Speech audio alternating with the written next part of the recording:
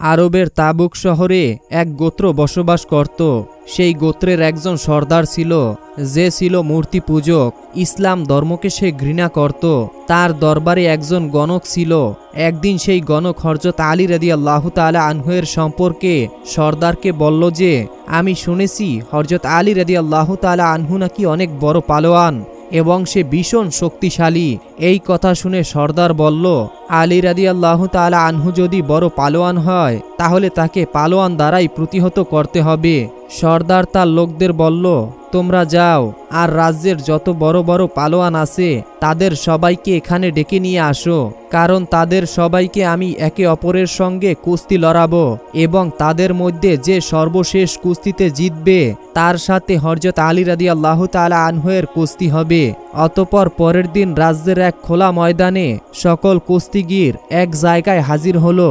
সর্দার তখন সকল কুস্তিগিরকে উদ্দেশ্য করে বলল, তোমরা প্রত্যেকে একে অপরের সাথে কুস্তি লড়বে এবং সর্বশেষ যে ব্যক্তি কুস্তিতে জিতবে আমি তাকে পুরস্কৃত করব।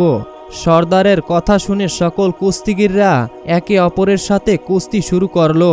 এভাবে বেশ কিছুক্ষণ কুস্তি লড়ার পর সকলকে পরাজিত করে একজন বিজয় হয়ে গেল। তার নাম ছিল ফাত্তা পালোয়ান। সর্দার তখন ফাত্তা পালোয়ানকে বলল, তুমি ক্লান্ত, তাই কয়েকদিন আমার এখানে বিশ্রাম করো, তারপরে আমি তোমাকে তোমার প্রাপ্য পুরস্কার দিব।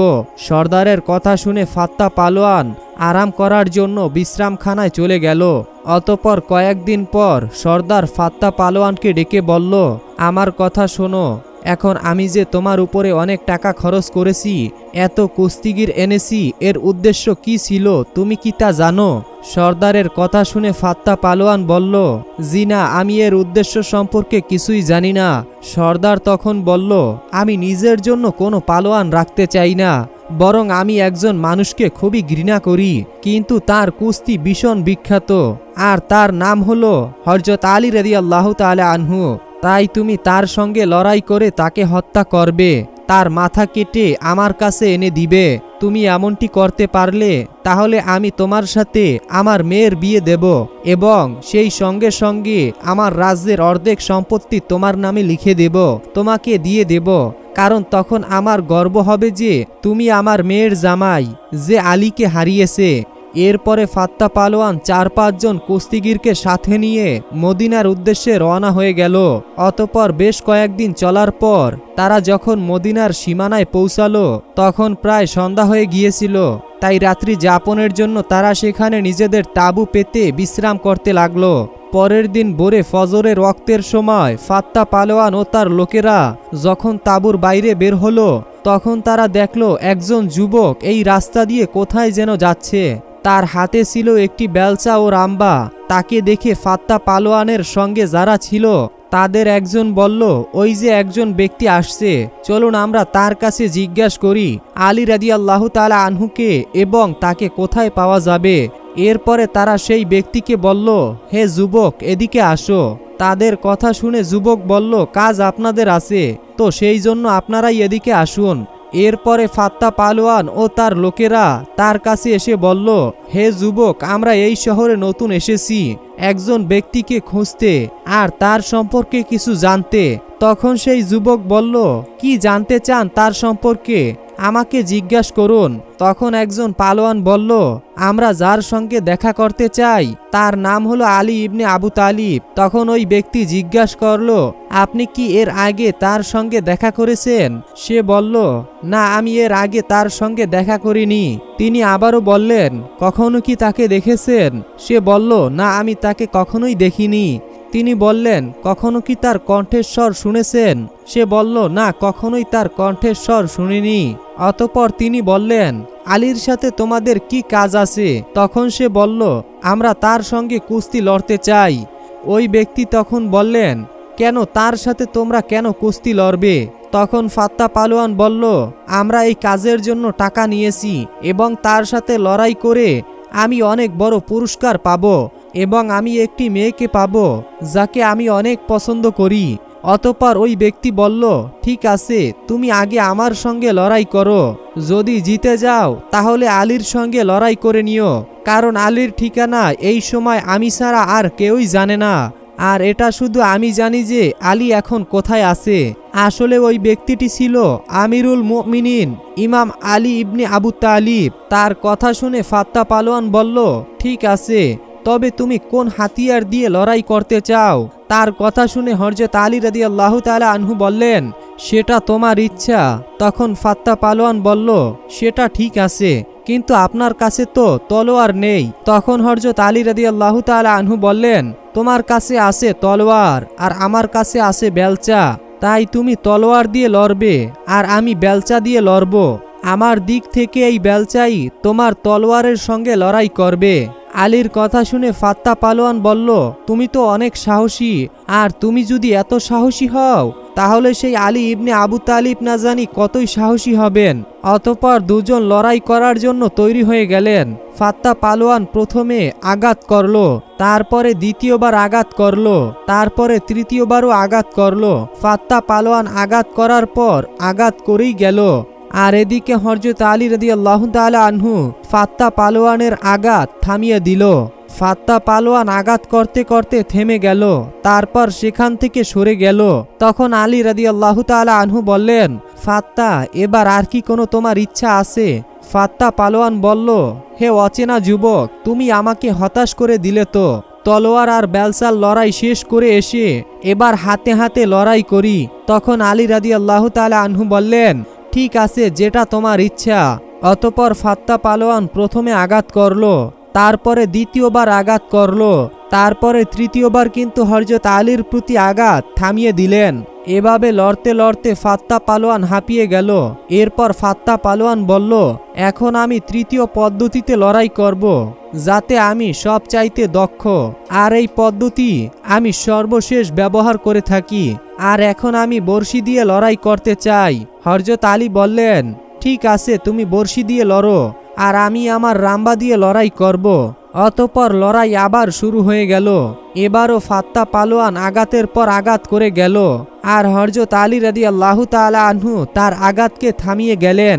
কারণ হযরত আলী রাদিয়াল্লাহু তাআলা আনহু লড়াই করার সময় মানুষের চেহারা কম, মানুষের হৃদয়কে বেশি দেখতেন। হযরত আলী রাদিয়াল্লাহু তাআলা আনহু অনুভব করলেন, ওই ব্যক্তির হাতিয়ার তো চলছে, তবে তার মন পরিষ্কার আছে। কিছুক্ষণ লড়াই করার পর ফাত্তা পালোয়ান বলল, আমি ক্লান্ত হয়ে গিয়েছি, তুমি তো একবারও আমাকে আঘাত করলে না, এবার তুমি আঘাত করো। তখন হযরত আলী রাদিয়াল্লাহু তাআলা আনহু এর কাছে যেই রাম্বা ছিল, সেই রাম্বাটি ফাত্তা পালোয়ানের দিকে ধরলেন আর ইশারা করে গেলেন। আলী নিজের রাম্বাকে যত উপরে উঠাচ্ছিল, ফাত্তা পালোয়ান রাম্বার সাথে সাথে তত উপরে উঠে যাচ্ছিল। এই দৃশ্য দেখে ফাত্তা পালোয়ান ঘাবড়ে গেল এবং তার বাকি লোকেরাও চিন্তায় পড়ে গেল। বাকি পালোয়ানেরা সবাই ভীষণ ভয় পেয়ে গেল যে এখানে কি হচ্ছে। যদি এই ব্যক্তির মধ্যে এত শক্তি থাকে তাহলে হযরত আলীর মধ্যে না জানি কত শক্তি হবে। ফাত্তা পালোয়ান তখন বলল, হে অচেনা যুবক, আমি হেরে গিয়েছি, আমি আমার হারকে স্বীকার করছি। আপনি বিজয় হয়ে গিয়েছেন, কিন্তু এখন আমাকে নিচে নামিয়ে দিন। অতঃপর হযরত আলী রাদিয়াল্লাহু তাআলা আনহু তাকে নিচে নামিয়ে দিলেন আর নিজের বেলচা ও রাম্বা পাশে রাখলেন। তারপর বললেন, এখন বলো ফাত্তা পালোয়ান, কি বলতে চাও? ফাত্তা পালোয়ান তখন বললেন, হে অচেনা যুবক, যেই উদ্দেশ্যে আমি এসেছিলাম তা তো পূরণ হবার নয়, এখন আপনি আমাকে বলুন আপনি কে? তখন হযরত আলী রাদিয়াল্লাহু তাআলা আনহু বললেন, যেই আলীকে তোমরা খুঁজে বেড়াচ্ছ, আমি সেই আলী ইবনে আবু তালিব। ফাত্তা পালোয়ান যখনই এই কথা শুনল তখন সে কাঁদতে শুরু করলো, ভয়ে ভীতু হয়ে গেল। হযরত আলী রাদিয়াল্লাহু তাআলা আনহু জিজ্ঞাসা করলেন, এই ফাত্তা পালোয়ান, তুমি কাঁদছো কেন? তখন সে বলল, হে মাওলানা, আমি অনেক আশা নিয়ে এসেছিলাম, অনেক বড় পুরস্কার পাবো, আর যে নারীকে আমি ভালোবাসবো তাকে পেয়ে যাব। তার কথা শুনে হযরত আলী রাদিয়াল্লাহু তাআলা আনহু বললেন, হে ফাত্তা পালোয়ান, তুমি কার কাছে এসেছো জানো? যার কাছ থেকে আজ পর্যন্ত কেউই খালি হাতে ফিরে যায়নি। ফাত্তা পালোয়ান বলল, হে আলী ইবনে আবু তালিব, যদি শুধু পুরস্কারের কথা হতো তাহলে আমি আপনার কাছ থেকেই তা চেয়ে নিতাম, কিন্তু আসল কথা হলো আমি তো আপনার গর্দান নিতে এসেছিলাম।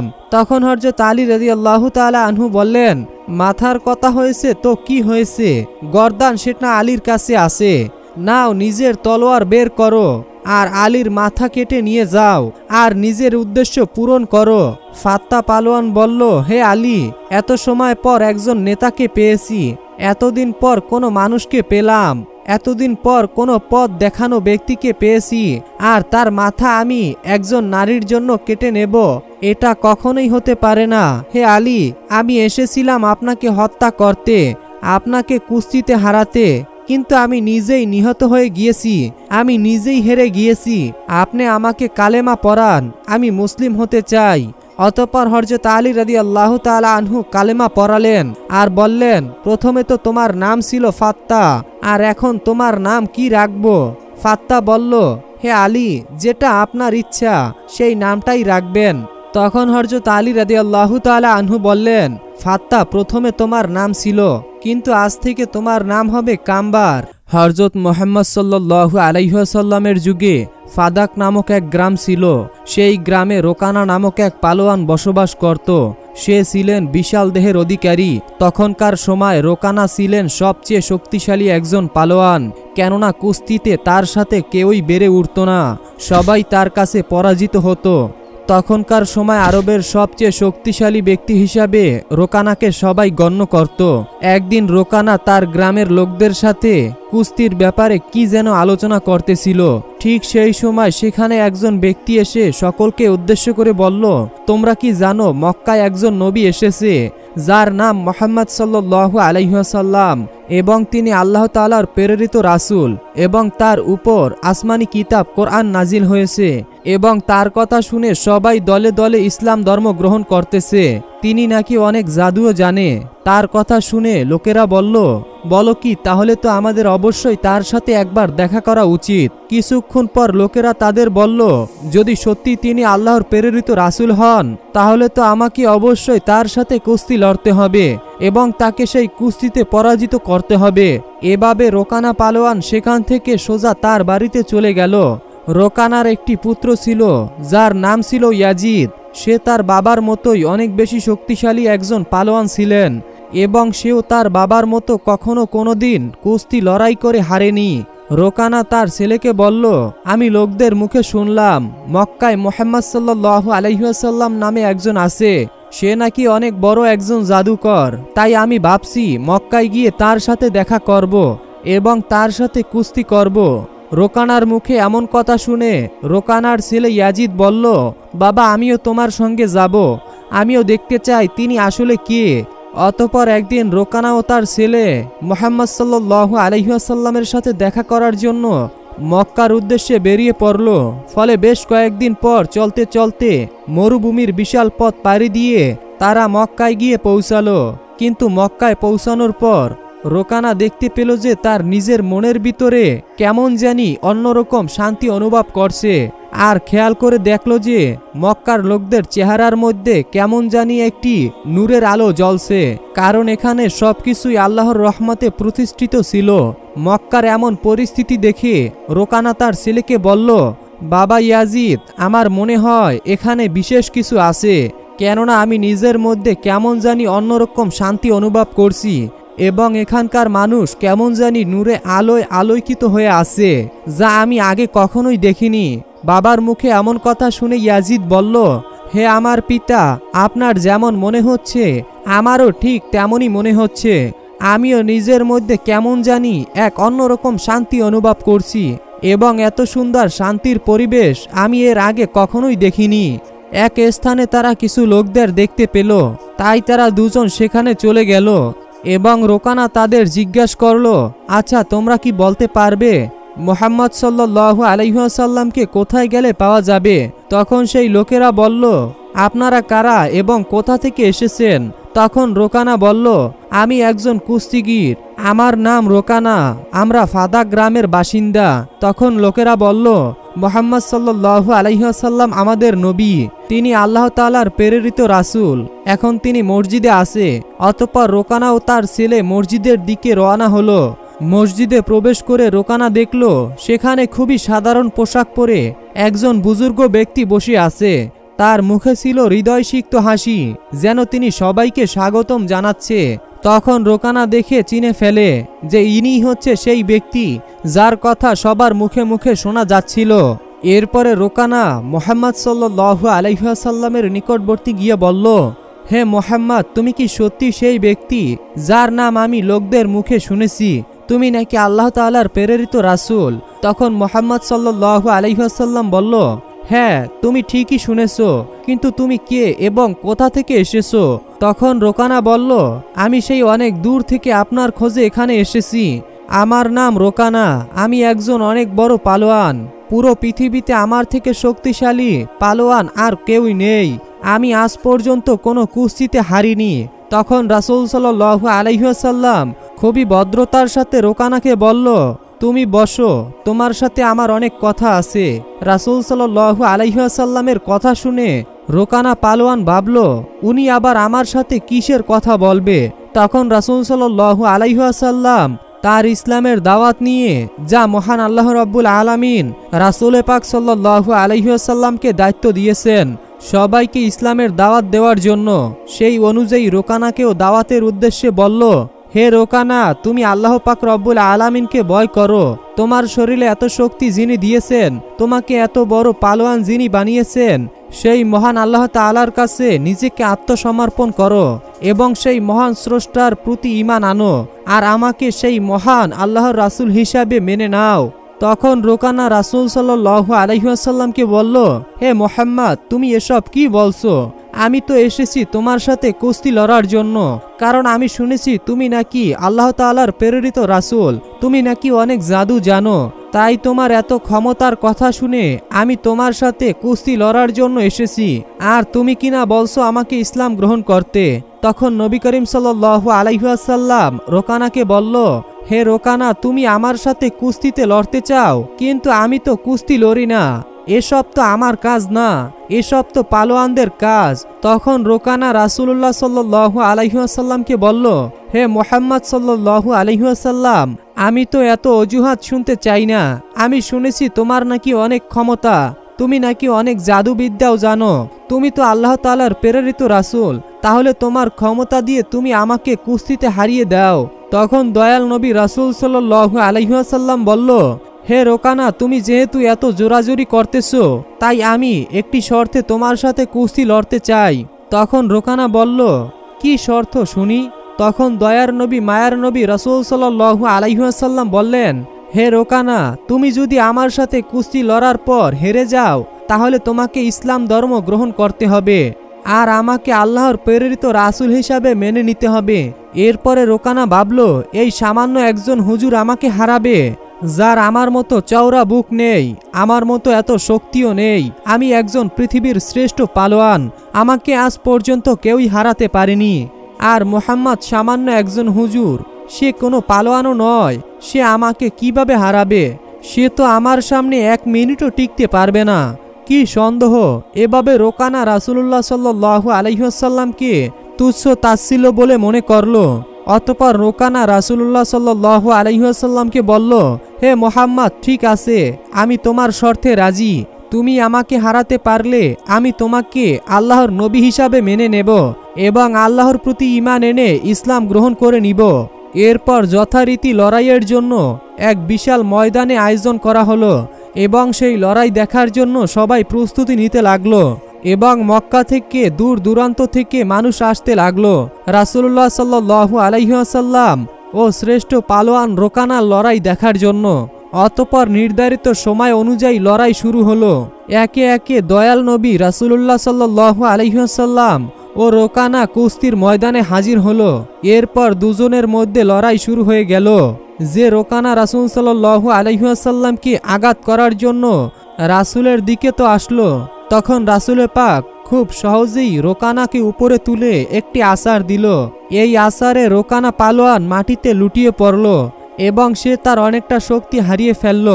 এরপর রাসূলুল্লাহ সাল্লাল্লাহু আলাইহি ওয়াসাল্লাম বললেন, হে রোকানা, তুমি হেরে গেছো। এখনো কি তুমি আমার সাথে লড়াই করবে? হে রোকানা, তুমি ইসলাম ধর্ম গ্রহণ করে নাও, আমাকে নবী হিসাবে মেনে নাও আর নিজের পরাজয় মেনে নাও। তখন রোকানা বলল, হে মোহাম্মদ, তুমি আমাকে আর একটু সুযোগ দাও, এবার আমি তোমাকে হারিয়ে ছাড়ব। তখন আমাদের দয়ার নবী, মায়ার নবী রাসূল পাক সাল্লাল্লাহু আলাইহি ওয়াসাল্লাম বলল, ঠিক আছে রোকানা, আমি তোমাকে আরেকটি সুযোগ দিলাম, কিন্তু এরপর তোমাকে পরাজয় মেনে নিতে হবে আর আমার ধর্ম গ্রহণ করতে হবে। এই বলে আমাদের দয়ার নবী, মায়ার নবী রাসূল পাক সাল্লাল্লাহু আলাইহি ওয়াসাল্লাম পালোয়ানকে আরেকটি সুযোগ দিলেন। এবার আবারও লড়াই শুরু হয়ে গেল।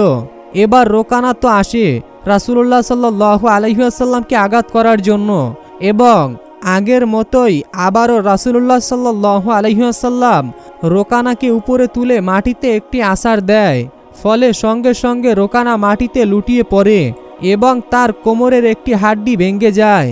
অতঃপর রোকানাকে বলল, হে রোকানা, তুমি এবার নিজের পরাজয় মেনে নাও আর আল্লাহর প্রতি ঈমান আনো এবং আমাকে আল্লাহর প্রেরিত রাসূল হিসাবে মেনে নাও। কিন্তু তখনও রোকানা নিজের পরাজয় মেনে নিতে পারছিল না, কারণ সামান্য একজন হুজুরের কাছে সে হেরে যাবে, যে পালোয়ানকে কখনো কেউ কুস্তিতে হারাতে পারেনি। সেখানে সামান্য একজন হুজুর, যে কিনা কোনো পালোয়ান নয়। তাই রোকানা তার পরাজয় কোনোভাবেই মেনে নিতে পারছিল না। ফলে রোকানা পুনরায় রাসূলকে অনুরোধ করল তাকে যেন আরেকটি সুযোগ দেওয়া হয়। আর আমাদের নবী তো দয়ার নবী, মায়ার নবী, যে ইসলামের জন্য একটি কেন হাজারো সুযোগ দিতে রাজি ছিল। তাই রাসূল সাল্লাল্লাহু আলাইহি ওয়াসাল্লাম বললেন, ঠিক আছে রোকানা, তোমাকে আরেকটি সুযোগ দিলাম, কিন্তু এবার না পারলে তোমাকে আমার শর্ত মেনে নিতে হবে। সেই অনুযায়ী পুনরায় আবার লড়াই শুরু হয়ে গেল। এবার রোকানা তার সমস্ত শক্তি দিয়ে রাসূল পাক সাল্লাল্লাহু আলাইহি ওয়াসাল্লামের উপরে ঝাঁপিয়ে পড়ল। কিন্তু সে রাসূল সাল্লাল্লাহু আলাইহি ওয়াসাল্লামের কাছে আসার সাথে সাথে এবারও রাসূল সাল্লাল্লাহু আলাইহি ওয়াসাল্লাম তাকে উপরে তুলে মাটিতে একটি আছাড় দিল। এবারের আছাড় খেয়ে রোকানা যেন মাটিতে লুটিয়ে পড়ল। কোনোভাবেই সে আর উঠতে পারল না এবং তার শরীরের সমস্ত শক্তি হারিয়ে ফেলল। এবার সে বুঝতে পারল আসলে মুহাম্মদ সাল্লাল্লাহু আলাইহি ওয়াসাল্লাম সাধারণ কোনো মানুষ নয়, তিনি আল্লাহ তাআলার প্রেরিত রাসূল আর ইসলাম শ্রেষ্ঠ ধর্ম। অতঃপর রোকানা রাসূলুল্লাহ সাল্লাল্লাহু আলাইহি ওয়াসাল্লামকে বলল, হে আল্লাহর নবী, আমি বুঝতে পারছি আপনি সত্যি আল্লাহ তাআলার প্রেরিত একজন রাসূল আর আপনার ধর্ম শ্রেষ্ঠ ধর্ম। আমি আপনাকে নবী হিসাবে সন্তুষ্ট চিত্তে মেনে নিয়েছি আর আমি মহান আল্লাহ তাআলার প্রতি ঈমান আনছি। তখন হযরত মুহাম্মদ সাল্লাল্লাহু আলাইহি ওয়াসাল্লাম বললেন, এবার বুঝতে পারলে তো আসলে আমরা কেউই কখনোই শক্তিশালী নয়। আল্লাহর ইচ্ছায় আজ তোমাকে আমি হারাতে পেরেছি আর আল্লাহর ইচ্ছায় তুমি আজ এত বড় পালোয়ান হতে পেরেছো। আল্লাহ যদি না চাইতো তাহলে আমি কখনোই তোমাকে হারাতে পারতাম না। তিনি আমাকে এত শক্তি দিয়েছেন, তাই তুমি আজ আমার মতো একজন সামান্য হুজুরের কাছে পরাজিত হয়ে গেছো। রাসূল সাল্লাল্লাহু আলাইহি ওয়াসাল্লামের কথা শুনে রোকানা পালোয়ান ইসলাম ধর্মকে কবুল করে নিল। এই ঘটনা হযরত মুহাম্মদ সাল্লাল্লাহু আলাইহি ওয়াসাল্লামের মহত্ব মুজিজার জীবন্ত একটি প্রমাণ ছিল। অথবা রোকানা যখন হুজুরে পাক সাল্লাল্লাহু আলাইহি ওয়াসাল্লামের হাতে আত্মসমর্পণ করলো আর ইসলামকে কবুল করে নিল, তখন তার ছেলে ইয়াজিদ, যে নিজে একজন নামকরা কুস্তিগীর ছিল, সে নিজের বাবার এই পরাজয় মেনে নিতে প্রস্তুত ছিল না। তার মনে এক গভীর আত্মবিশ্বাস ছিল যা হুজুর পাক সাল্লাল্লাহু আলাইহি ওয়াসাল্লামকে চ্যালেঞ্জ করতে বাধ্য ছিল। ইয়াজিদ যৌবনের উচ্ছ্বাস আর নিজের বাবার পরাজয়ের শোকে রাসূলের সামনে দাঁড়িয়ে বলল, হে মুহাম্মদ, আপনি আমার বাবাকে কুস্তিতে হারিয়ে প্রমাণ করে দিলেন যে আপনি একজন অসাধারণ মানুষ, কিন্তু আমি এখন আপনার ক্ষমতার বিচার করতে পারিনি। আপনি কি আমার সঙ্গে কুস্তি লড়বেন? হুজুরে পাক ইয়াজিদের ছেলের দিকে তাকিয়ে তার চ্যালেঞ্জ গ্রহণ করে নিল, কারণ তিনি জানতেন যে ইয়াজিদের মনে এখনো সন্দেহ আছে, তাই তার জন্য ঈমান আমলের প্রয়োজন। তখন ইয়াজিদ নিজেকে লড়াই করার জন্য প্রস্তুত করল, কারণ সে নিজের বাবার মতোই শক্তিশালী ছিলেন আর সে কখনো কারো কাছে পরাজিত হয়নি। ইয়াজিদ মনে মনে ভাবতে লাগলো যে সে হযরত মুহাম্মদ সাল্লাল্লাহু আলাইহি ওয়াসাল্লামকে হারিয়ে নিজের বাবার পরাজয়ের প্রতিশোধ নেবে আর নিজের বংশের মাথা গর্বে উঁচু করে দেবে। এরপরে যখন কুস্তি শুরু হয় তখন ইয়াজিদ নিজের সকল শক্তি দিয়ে হযরত মুহাম্মদ সাল্লাল্লাহু আলাইহি ওয়াসাল্লামের উপরে হামলা করল, কিন্তু রাসূল সাল্লাল্লাহু আলাইহি ওয়াসাল্লাম তার প্রতিটি আঘাতকে সহজে প্রতিহত করে দিল। এতে ইয়াজিদ অবাক হয়ে গেল। সে বিশ্বাস করতে পারছিল না এটা কিভাবে সম্ভব? এরপরে রাসূল তাকে তার পুরো শক্তি ব্যবহার করার সুযোগ দেয়, যেন সে তার পুরো শক্তি প্রয়োগ করে নেয়। এরপরে আচমকা দ্রুত গতিতে রাসূল সাল্লাল্লাহু আলাইহি ওয়াসাল্লাম ইয়াজিদকে মাটি থেকে উপরে তুলে জোরে এক আছাড় মারল। ইয়াজিদের পিঠ মাটির সাথে এত জোরে ধাক্কা লাগলো যে তার মনে হলো যেন তার হাড্ডিগুলো ভেঙে চূর্ণ বিচূর্ণ হয়ে গিয়েছে। ইয়াজিদ আবার ওঠার চেষ্টা করলো, কিন্তু তার পা নড়ছিল না। সে হুজুরের দিকে দেখল যে তার মুখে সেই প্রশান্তির হাসি ছিল। অতঃপর রাসূল সাল্লাল্লাহু আলাইহি ওয়াসাল্লাম ইয়াজিদকে হাত ধরে তাকে উঠিয়ে বলল, ইয়াজিদ, তুমি একজন সাহসী যুবক, কিন্তু মনে রাখবে প্রকৃত ক্ষমতা আল্লাহ পাক রব্বুল আলামিনের হাতেই রয়েছে। আজ তুমি নিজের চোখে দেখে নিয়েছো যে আল্লাহ পাক রব্বুল আলামিন তার নবীকে কেমন শক্তি দান করেছেন। এখন কি তোমার মনে কোনো সন্দেহ বাকি আছে? এমন কথা শুনে ইয়াজিদের চোখ থেকে পানি পড়ে গেল। সে হুজুরের সামনে আত্মসমর্পণ করে বলল, হে আল্লাহর রাসূল, আমি আজ আমার জীবনে সবচেয়ে বড় শিক্ষা পেয়েছি। আমি সাক্ষ্য দিচ্ছি যে আল্লাহ ছাড়া কোনো মাবুদ নেই, আর মুহাম্মদ সাল্লাল্লাহু আলাইহি ওয়াসাল্লাম আল্লাহ তাআলার সত্যিকারের রাসূল। আপনাদের জানিয়ে রাখি যে এরপর রোকানা ও তার ছেলের ইসলাম গ্রহণের বিষয়টি সারা আরব জুড়ে ছড়িয়ে পড়ল।